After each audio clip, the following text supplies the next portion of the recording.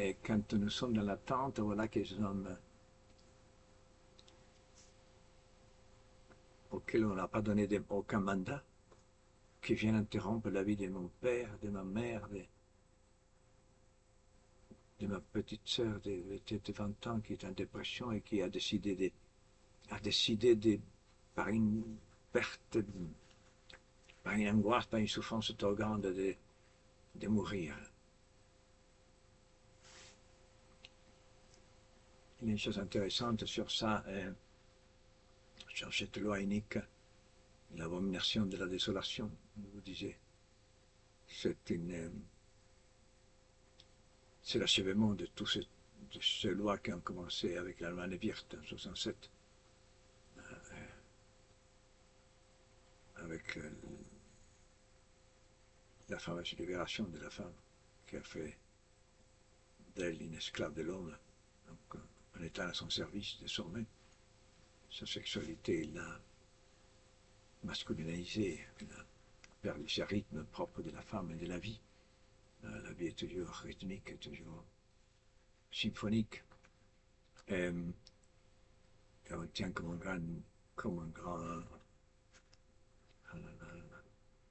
grand progrès. Après l'avortement, je parlerai aussi de la mort qui représente l'avortement et aujourd'hui l'euthanasie, qui vient s'immiscer ces personnes dans notre vie, nous séparer quand on n'est pas prêt, quand on attend, je vous disais, la venue de quelqu'un. Vous savez bien ça, que les personnes qui vont mourir attendent la visite d'un fils, d'un frère, d'un parent. C'est atroce. C'est pour ça que j'ai fait ce petit travail que je me donne avec une petite chose. Peut-être quelqu'un écouterait la voix de ce vieillard qui va mourir déjà. Quelqu'un qui puisse devenir saint, comme ces jeunes et très jeunes qui... Vous savez que les saints plus... les martyrs, les saints, le plus jeune, c'est un garçon de 4 ans, tué par un consul romain que l'Église a canonisé. 4 ans, il était sur les genoux du procureur. Et sa mère, il disait à sa mère de renoncer au Christ, elle dit non. Et alors on a tué sa mère devant le petit, et alors il dit je vais être comme ma mère. Et cet homme l'a pris et l'a tué violemment, jeté par terre. Il a détruit entièrement. Un petit qui a vu le plus jeune saint, et des saints, voilà, des personnes qui ont vu le seul adulte, en fait, un seul adulte, c'est un saint, le seul homme complet, parce qu'il a atteint son but, c'est-à-dire, et attention, je dis pas seulement les saints dans le sens large aussi, pas seulement les canonisés, il y a des millions de personnes qui ont été dans les plus grands secrets, peut-être les plus honorés au ciel, peut-être, ceux qui n'ont pas été connus, les plus obscurs. Un saint désire toujours ne pas l'être, ne pas être connu. Comme Saint Claire, qui a seul désir, c'était d'être méconnu. Alors, c'est pour ça que j'ai parlé donc de cette petite Thérèse. C'est étonnant, de 9 ans dans un couvent, à 15 ans, il est rentré au couvent. Aujourd'hui, on se moquerait, mais qu'est-ce qu'il peut faire? Qu'est-ce que vous savez de la vie? Allez connaître des garçons, allez connaître des... On dirait, c'est totalement autre chose. C'est étonnant. la vie qui se manifeste, qui jaillit dans les personnes, des décisions parfois, ou des prises de position de personnes qui sont impressionnantes, des libertés, et apparemment critiquées par la société qui abandonne la famille, etc., qui ne savent pas ce qu'ils font. Voilà donc mon but de ces rencontres, c'est que peut-être toucher quelqu'un qui puisse devenir adulte, c'est-à-dire ça maintenant, pas après. Après, c'est trop tard. Après, on vit seulement une fois. Ça, on peut le dire, mais on souffre. La souffrance, c'est un investissement. La souffrance, c'est un trésor. C'est des briques, comme on dit. Que c'est quelqu'un qu'on envoie au ciel pour. Je vous racontais cette histoire de cochers et des seigneurs qui vont au ciel tous les deux. Et le seigneur s'étonne qu'il n'a pas une grande maison comme celle de son cocher. Alors Saint-Pierre lui dit, écoute, on construit nous ici avec ce qu'on nous envoie de la terre. Les bonnes œuvres, l'acte de foi, l'humiliation. Et parfois, malgré combien de personnes souffrent sans les chercher, mais Dieu les cherche pour compartir sa souffrance. Que l'honneur d'être pour compartir sa gloire par la suite.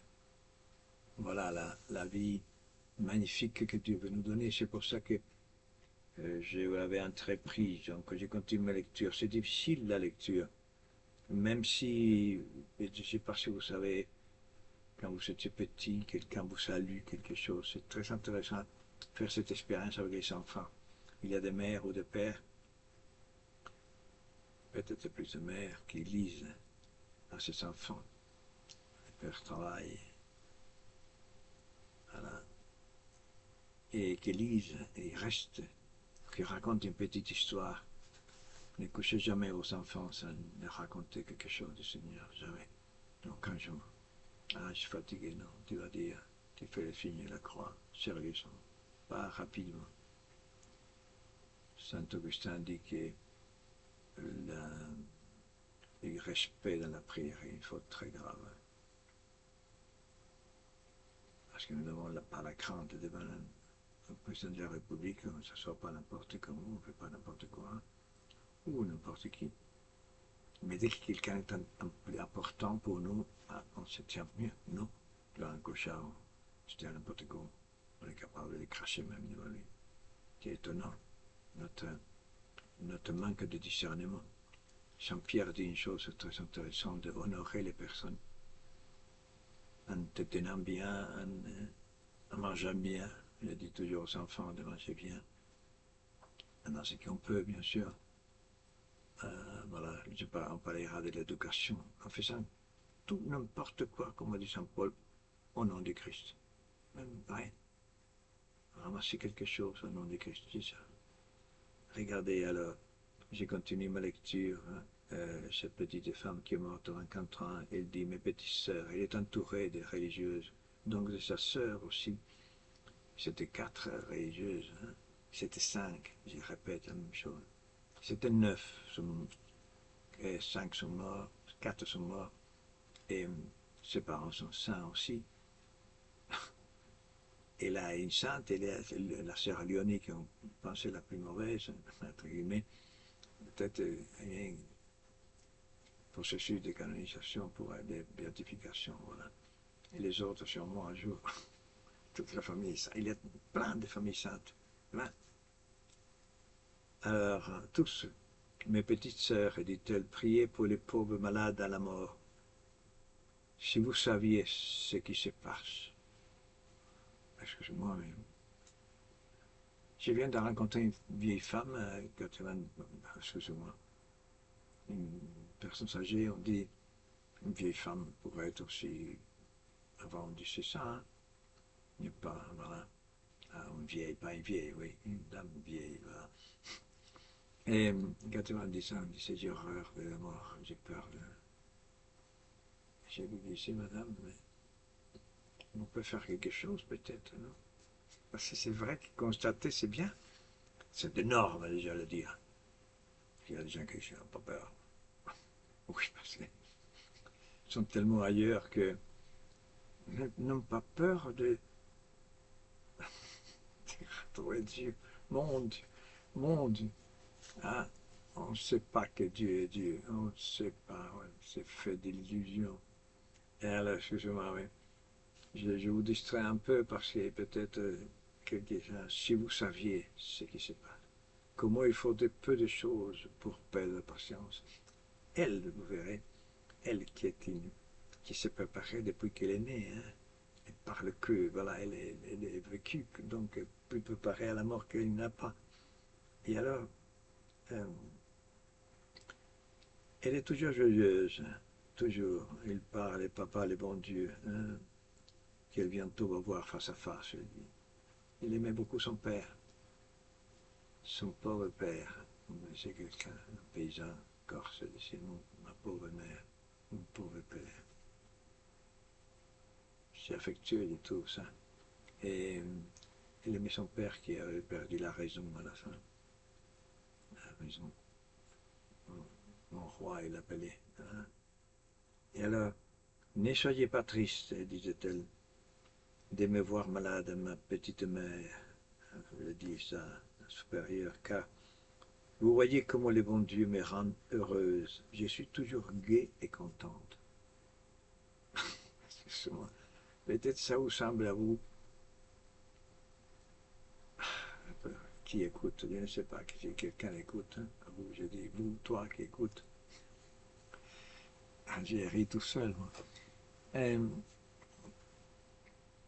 Toujours gai et content. C'est un Saint Chilien, Alberto, Don Alberto Hurtado, il disait, et étonnant cet homme, il disait, Seigneur, content, content, Seigneur, content, toujours content, content. Il disait toujours content, Seigneur, content. Je suis tellement frappé par ces mots-là. Peut-être ça vous dit rien du tout, mais bon, chacun est. Alors, il voit un jour, hein, il dit que maintenant, la mesure de son héroïsme cache. On vient à l'infirmerie, oui, qui demandait un conseil, tout le monde vient la voir, hein, pour demander quelque chose, bien sûr, on profite. Là, on pense bien avant de mourir. Hein. C'est sur le ciel que tout porte, dit-elle, mais à un certain moment, elle parle d'un trou noir. La nuit, dans les souterrains, elle dit comme dans la nuit, comme devant un mur. Elle s'est trouvée devant un mur, dans une cave, hein, obscure. C'est ça, elle décrit ça. C'est-à-dire qu'à ce moment-là, on ne voit rien. On ne voit rien. Quelques-uns, hein, pour ça qu'on désespère, il y a des personnes qui meurent. Il faut prier toujours pour. Vous avez dit cette prière-là. Alors, c'est sur le ciel que tout porte, dit-elle. Comme c'est étrange et incohérent. C'est dans un trou, voilà, comme c'est là que je suis pour l'âme et pour le corps. Ah oui, quelle ténèbres, mais que j'y suis dans la paix. Quel ce mélange de ténèbres et de paix, de souffrance et de joie, ça c'est propre mystique. Il souffre d'une façon comme le Christ, oh, qu'il son sang coulait de son visage au moment des oliviers. Et il était dans la paix.